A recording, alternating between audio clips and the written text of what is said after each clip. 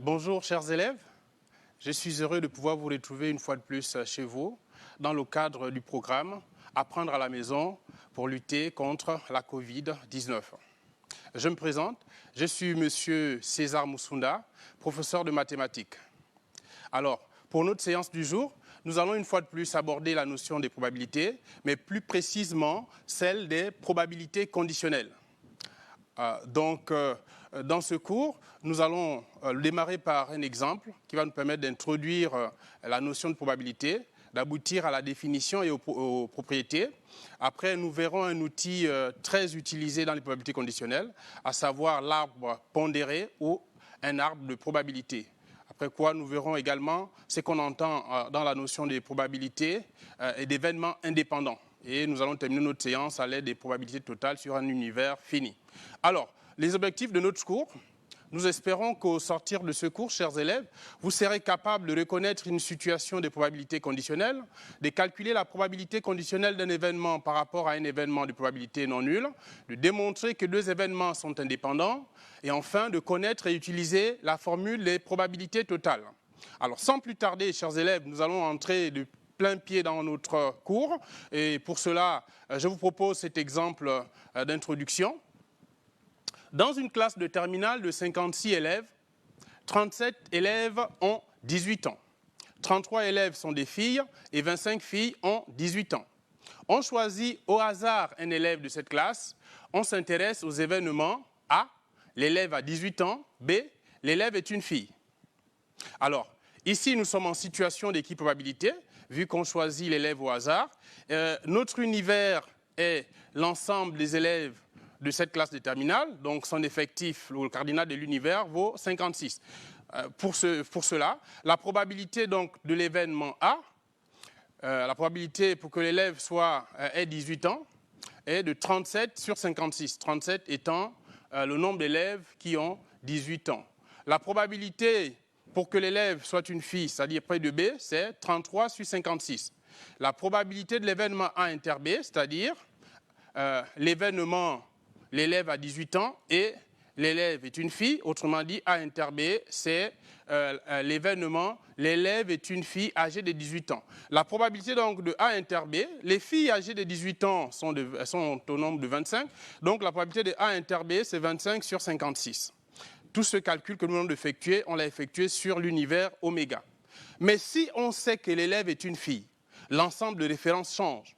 La probabilité que l'élève ait 18 ans, sachant que c'est une fille, et alors le nombre de filles de 18 ans sur le nombre total des filles, c'est-à-dire 25 sur 33. On remarque que 25 sur 33, c'est encore égal à 25 56e sur 33 56e, c'est-à-dire P de A inter B sur P de B. Ce qui nous amène donc, on va revenir sur cette probabilité-là, donc ce qui nous amène à notre définition. Alors, on considère un ensemble oméga sur lequel est définie une probabilité P. Définition. Soit B est un événement de oméga de probabilité non nulle. Pour tout événement A de oméga, on définit la probabilité de A sachant que B est réalisé, noté comme il suit, comme cela apparaît sur votre écran, par la relation P de A sachant B, c'est égal à P de A inter B sur P de B. Donc, vous avez vu, ça c'est la probabilité de A sachant que B est réalisé. Parfois, on pourra dire la probabilité de A sachant B, simplement. Ou encore, la probabilité de A si B.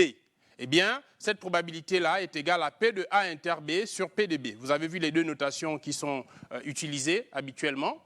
La remarque que nous pouvons faire, c'est que c'est une nouvelle probabilité. Elle est dite conditionnelle. Comme vous l'avez vu, on calcule la probabilité de A, sachant que B, bien la probabilité de A si B. On calcule la probabilité de A à la condition que B sera réalisé. Donc cette probabilité qu'on vient de définir, c'est une probabilité aussi, mais elle est dite conditionnelle. Mais cette probabilité obéit aussi aux lois des probabilités que nous avions vues dans les cours antérieurs.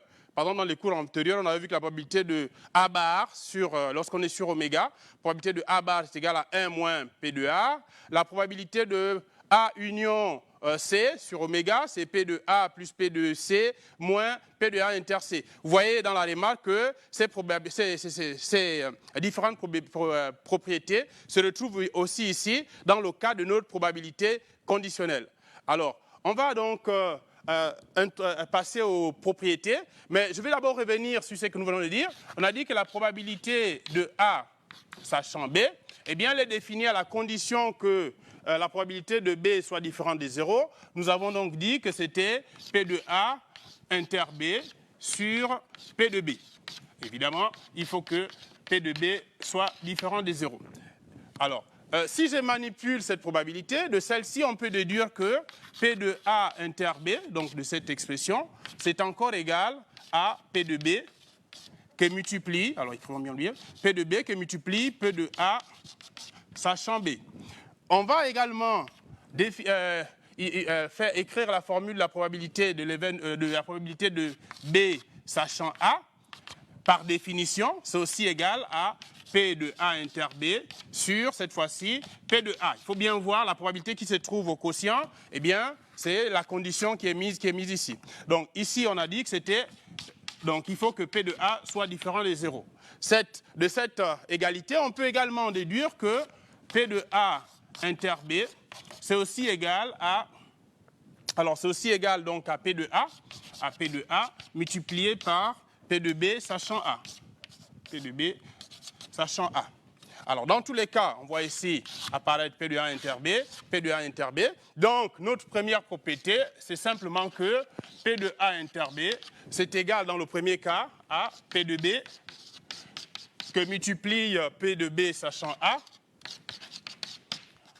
Voilà. C'est aussi égal donc à P de A que multiplie P de B sachant A. Voici notre première propriété. Alors, une autre propriété, c'est donc si nous sommes en situation d'équipe probabilité.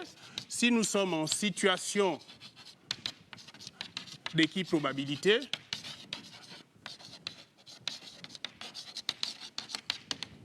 dans ce cas, et qu'on veut calculer P de A sachant B, nous avons dit que c'était, par définition, P de A inter B sur P de B. Mais comme nous sommes en situation d'équipe probabilité, nous savons qu'à ce moment-là, la probabilité de A inter B, eh bien, c'est égal au cardinal de A inter B sur le cardinal d'oméga. Sur le cardinal d'oméga. Et P de B, c'est égal au cardinal de B sur le cardinal de oméga. Alors on peut simplifier cardinal d'oméga, cardinal oméga. Il nous reste donc que la probabilité de A sachant B, c'est encore égal au cardinal de A inter B sur le cardinal de B. Voici donc comment on va calculer la probabilité conditionnelle de l'événement A sachant B en situation d'équipe probabilité. Alors, si on peut présenter justement cette propriété sur l'écran, pour ceux qui auraient eu des problèmes à recopier au tableau, vous pouvez filmer la propriété qui apparaît au tableau. Alors, nous allons aborder maintenant un outil qui est souvent très utilisé dans les probabilités conditionnelles. Il s'agit de l'arbre pondéré. On va voir ce qu'on entend par arbre. Un arbre pondéré ou un arbre de probabilité. C'est un outil très utilisé dans le cas des probabilités conditionnelles. Alors, je vais passer tout ça.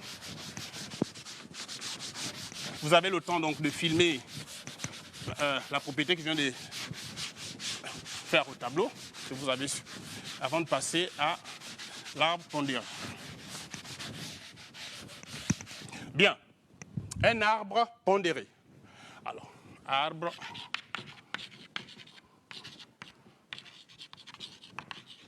pondéré, ou bien un arbre de probabilité. Alors, un arbre pondéré, c'est un arbre sur lequel, si on peut d'abord enlever l'image et passer au tableau, s'il vous plaît.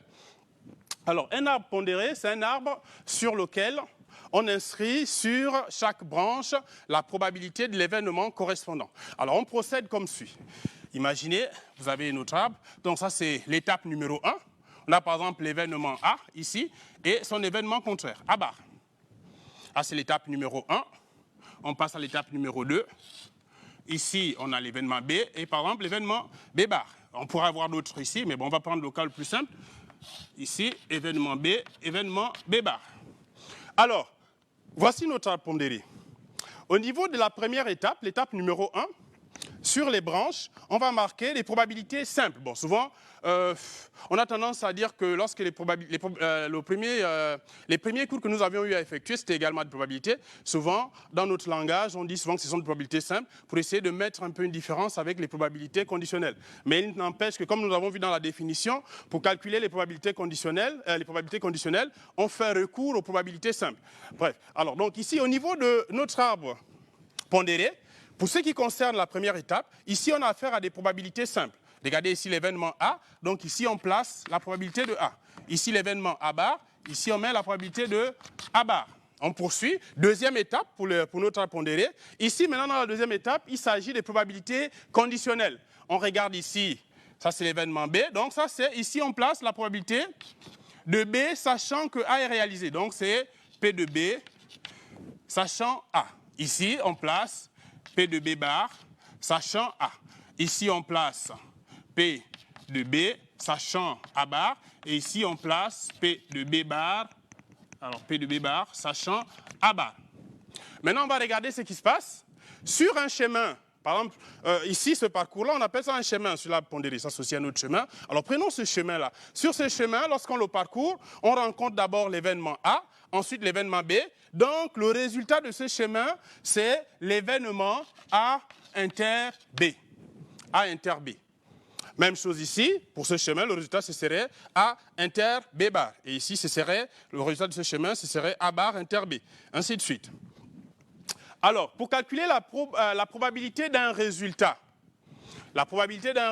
sur notre arbre pondéré, c'est égal au produit des probabilités portées par les branches qui mènent à ce résultat.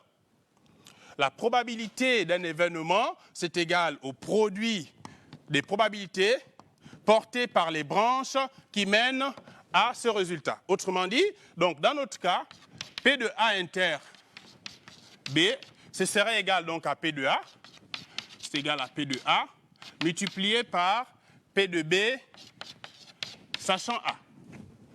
On pourrait également calculer les probabilités des autres résultats que je n'ai pas écrit ici.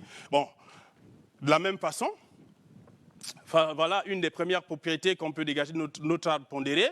Et cette propriété-là, vous voyez bien que c'est celle qu'on avait retrouvée dans les propriétés des probabilités conditionnelles que vous avez prises précédemment. Bon, alors ici, il y a également une propriété qui entre en compte dans l'arbre pondéré, c'est que la somme des probabilités portées par les branches issues d'un même nœud vaut 1.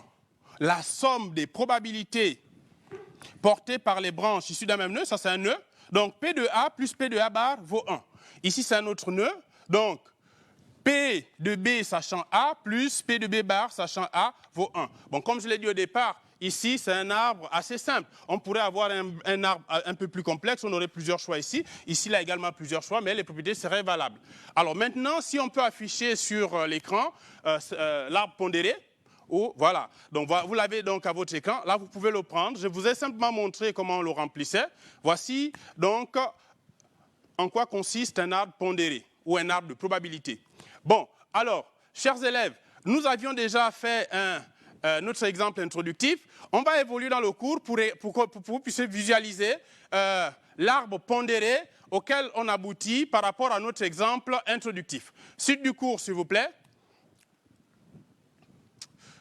Vous êtes allé trop... Oui, poursuivons, tout ça je l'ai dit. Voilà, voici donc l'exemple d'arbre pondéré auquel on peut aboutir à l'aide de notre exemple introductif. Alors, arrivé à ce niveau, nous allons faire un premier exercice. Si vous pouvez afficher l'exercice sur l'écran, s'il vous plaît, c'est l'exercice 1. Voilà, arbre malade. Dans une forêt, 70% des arbres sont des okoumés. Les autres sont des kevazingo. 40% des arbres ont une maladie et cette maladie touche un kevazingo sur 3. On désignera par A l'événement être un okoumé et par B l'événement avoir la maladie. Première question, recopier et compléter le tableau ci-contre en indiquant dans chaque case le pourcentage correspondant. Deuxième question, construire un arbre pondéré traduisant cette situation. Donc, vous avez le tableau à l'écran, les données, essayez de remplir ce tableau, s'il vous plaît. Pendant que j'efface le tableau.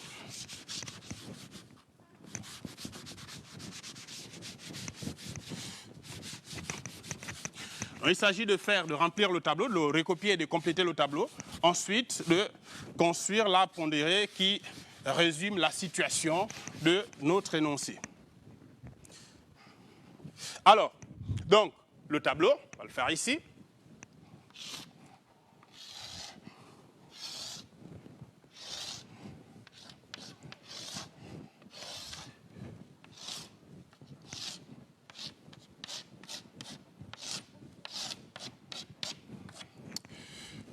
Donc, B bar, ici c'est le total.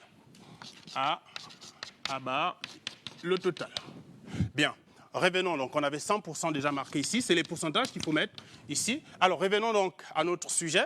Voilà, alors, 70% des arbres sont des okoumés. A est un okoumé, c'est l'événement A. Donc, ici on met 70%. On va prendre la craie de couleur pour essayer de nuancer les données de ce qu'on aura calculé. Donc ici, c'est 70%. On poursuit le sujet. 40% des arbres ont une maladie. Donc, être malade pour un arbre, c'est l'événement B. Donc ici, au total, on met 40%. Voilà. Avec ces deux premières données, on peut commencer par compléter cette colonne et celle-ci, en prenant en compte le total. Ici, le total de cette colonne, c'est 100%. Là, on a 40, donc on fait 100 moins 40. Ici, donc, on trouve 60%. Faisons la même chose ici. 100 moins 70, donc 30%. Repartons dans nos sujets. On a dit également qu'un tiers... Alors, et cette maladie touche un Kevazingo sur 3. Donc, un tiers des Kevazingos sont malades. Si A, sont les okoumés, A représente l'événement, c'est être un okoumé. Donc, A bar, c'est être un Kevazingo. Tant entendu que dans cette forêt, il n'y a que deux types d'arbres. Donc, ici, un tiers de 30%, c'est 10%. Donc, c'est ça, être malade, Kevazingo, donc 10%. On va mettre ça en rouge. Bon, on peut donc continuer à compléter par soustraction. Alors, ici, par exemple ici, 40 moins 10, donc 30 ici. On met 30%. Poursuit ici, 30 moins 10, 20, donc 20%. Et ici, donc 40%. Voilà comment il faut remplir ce tableau. On va maintenant passer à l'arbre pondéré. Bon, on va le faire ici. Alors, on va mettre, par exemple, A bar. On pourrait également commencer par B, dans ce cas-là. B, mais c'est un choix qu'il fallait faire. B bar, et ici aussi, B bar. Alors, poursuivons. Donc, qu'est-ce qu'on a? P de A, ça a été donné. Donc, dans nos tableaux, c'est 70%. Probabilité de A. C'est 70%. Donc, on peut dire 7 dixièmes. P de A bar, 30. Donc, on peut aussi faire 1 moins 7 dixièmes. En tout cas, 3 dixièmes. Poursuit. Ici, on a dit que ce sont des probabilités conditionnelles. Probabilité de B, ici, on va écrire ici, c'est P de B, sachant A. Bon, on ne va pas pouvoir lire ça dans le tableau, mais on peut calculer ça à l'aide de notre définition. Nous avons dit que P de B sachant A, par définition, c'est P de A inter B sur P de A. Donc, dans notre situation, A inter B, c'est là, A inter B, 30, donc c'est 30%, sur P de A. A, on a dit, c'est 70 sur 100. Donc, 70 sur 100. Alors, on simplifie, donc on trouve 3 septièmes. Donc ici, on peut mettre 3 septièmes. Si là, c'est 3 septièmes en appliquant la règle qui vaut que la somme des probabilités portées par des branches issues d'un même nœud soit égale à 1, sinon on peut utiliser le tableau. Donc, ce serait 1 moins 3 septièmes ici. Donc ici, on trouve 4 septièmes. On fait la même chose pour ici, on a P de B, sachant A bar, qui par définition vaut A bar inter B, probabilité de A bar inter B, sur P de A bar. Ce qui fait encore A bar inter B, donc on regarde ici, A bar, donc ici, c'est 10%, donc 10 sur 100, P de A bar, 30 sur 100, on simplifie, donc ça fait 1 tiers. Donc ici, sur la pondérée, je mets 1 tiers ici, et donc ici, 2 tiers, puisque la somme doit être égale à 1. Donc voici comment on fait pour la pondérée. Regardez donc le résultat, s'il vous plaît, à votre écran. Voilà, c'est la première partie, on explique comment on a fait pour remplir le tableau. Vous pouvez également filmer. Passons au deuxième résultat. Voilà, même chose, on explique comment on a calculé les différentes probabilités. OK. Évoluons avec l'arbre pondéré. Voilà, on explique également. Bon, donc ici, vous avez le résultat de l'arbre pondéré que j'ai réalisé au tableau. Alors, donc, maintenant, nous allons poursuivre avec notre cours pour parler d'événements indépendants. Des événements indépendants. Voilà, alors, événements indépendants. D'abord, dans le cas des deux événements, on dit que deux événements d'un univers sont indépendants en probabilité lorsque la probabilité de l'un n'est pas modifiée par la réalisation de l'autre. On dit que deux événements d'un univers sont indépendants en probabilité lorsque la probabilité de l'un n'est pas modifiée par la réalisation de l'autre. Vous avez donc deux événements A et B d'un univers qui sont indépendants pour la probabilité P si P de A inter B est égal à P de A fois P de B. Ce qui signifie aussi que la probabilité de A sachant B est égale à P de A, parce qu'on a dit que la probabilité ne change pas même si l'autre événement est réalisé. Donc P de A sachant B, c'est égal à P de A, dans le cas où P de B est différent de 0. P de B sachant A, c'est égal à P de B, dans le cas où P de A est différent de 0. Alors, on évolue. Donc ici, c'est la partie... Évoluons dans le cours, s'il vous plaît. Alors ici, ça concerne, cette propriété concerne les élèves de C, D, E. Ici, il est question de N événements qui sont mutuellement indépendants. Donc là-bas, nous l'avons fait précédemment pour deux événements. Ici, c'est pour N événements. La propriété tient toujours. Regardez comment, lorsque les N événements A1, A2, AN sont mutuellement indépendants, la probabilité de A1 inter A2 inter point inter AN, c'est égal au produit de ces probabilités-là. P de A1 fois P de A2 fois point jusqu'à P de AN. Bien, vous pouvez prendre ça pour les élèves de la C et la D. Nous allons poursuivre avec un exercice pour essayer de mettre toutes ces notions en pratique. Alors, il s'agit de l'exercice 2, jeu de 32 cartes. On tire au hasard une carte dans un jeu normal de 32 cartes. On envisage les trois événements suivants. A, la carte est rouge. B, la carte est un cœur. C, la carte est un roi. Les événements A et B sont-ils indépendants? Même question pour B et C. Il est question d'un jeu de cartes à 32 cartes. Il est important pour nous de savoir de quoi est composé un jeu de 32 cartes. Pour cela que vous allez évoluer dans le cours, s'il vous plaît. Image suivante. Voici donc la composition d'un jeu de 32 cartes. On rappelle qu'un jeu de 32 cartes est composé des cartes 7, 8, 9, 10, valet, dame, roi et as, comme vous le voyez sur l'image, qui sont déclinées en 4 couleurs, trèfle et pique, qui sont des cartes noires, et cœur et carreau, qui sont des cartes rouges. Donc si vous voyez bien, il y a autant de cartes, 7, 8, 9, 10, valet, dame, roi et as, dans les trèfles, dans les piques, dans les cœurs, dans les carreaux, ce qui ferait donc 8 fois 4, 32. Donc sur ce, on peut revenir à l'exercice et on va le faire. J'efface le tableau pendant que vous réfléchissez. S'il vous plaît, revenez à l'exercice, s'il vous plaît. Revenez à l'exercice 2. Monsieur de la régie, s'il vous plaît. L'exercice, voilà, merci, très bien. Donc, voilà l'exercice.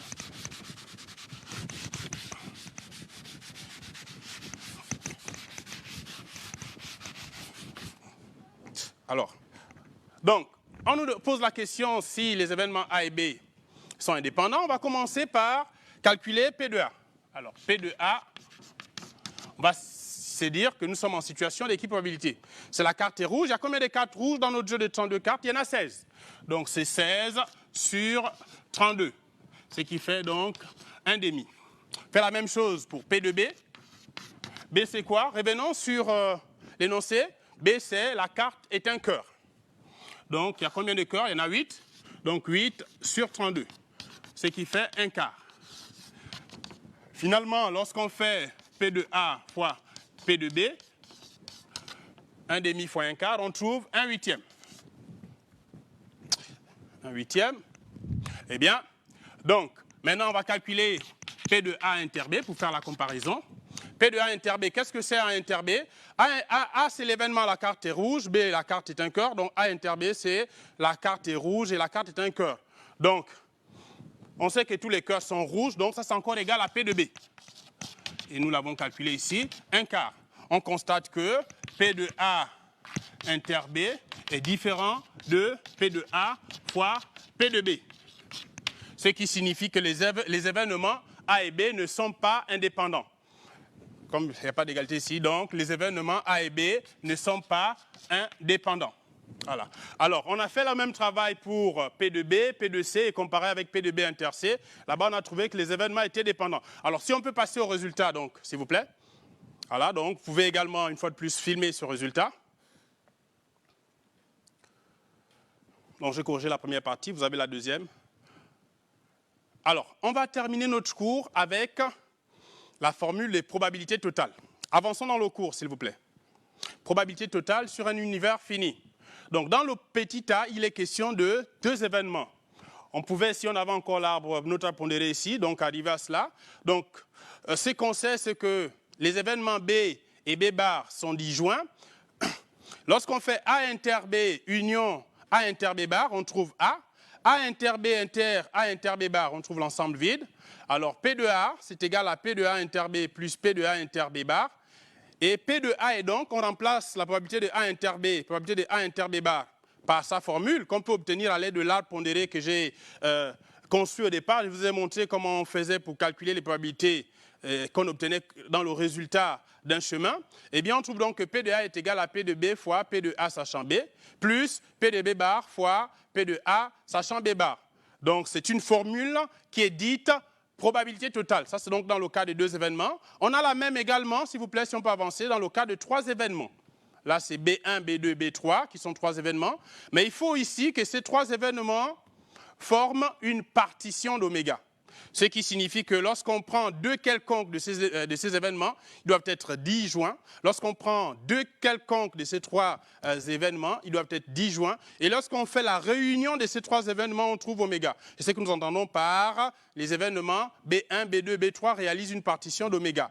Et donc, dans ce cas, vous avez la formule des probabilités totales qu'on obtient ici. C'est P de A est égal à P de A inter B1 plus P de A inter B2 plus P de A inter B3. Et donc, la formule des probabilités totales, P de A est égal à P de B, alors P de B1 fois P de A sachant B1 plus P de B2 fois P de A sachant B2 plus P de B3 fois P de A sachant B3.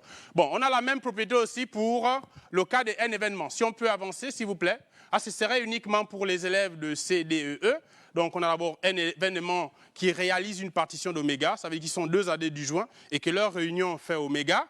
Et on peut avancer pour la formule des probabilités totales correspondantes pour N événements. Là également, les élèves de la C peuvent prendre.